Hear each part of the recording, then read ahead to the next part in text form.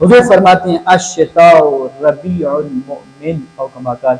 हुजूर ने फरमाया ये सर्दी का मौसम मोमिनों के लिए बहार का मौसम है। जिसको हमने वबाल समझा, जिसको हमने मुसीबत समझा, हुजूर क्या फरमाते हैं?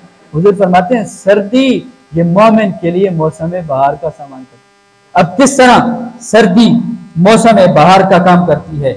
हुजूर ने फरमाया इसके दिन छोटे होते हैं, रातें लंबी होती हैं।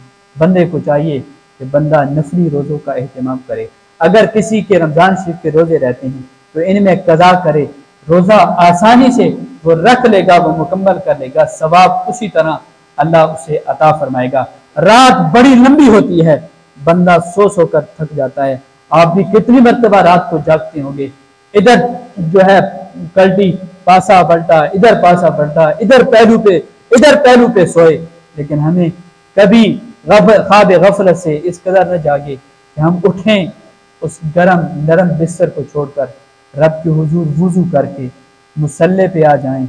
ये उस लम्हे की बात कर रहा हूँ, उस वक्त की बात कर रहा हूँ। बुखारी की रिवायत के अल्फाज यहाँ मैं अगर कोट करूँ आपको बात बड़ी अच्छी तरह समझ आ जाएगी। हुजूर फरमा रहे हैं रात की तिहाई तीसरे हिस्से में जब रात का वक्त होता है, रब की रहमत आवाज देती है, रब की रहमत आवाज देती है कोई बंदा मुझसे बख्शिश मांगने वाला, है कोई बंदा रिज्क मांगने वाला, है कोई गुनाहों की बख्शिश मांगने वाला। कभी मैं और आप भाई लोगों से हमने कितनी दफा दुखड़े बयान किए, कभी अपने रब से भी दुखड़े बयान करें।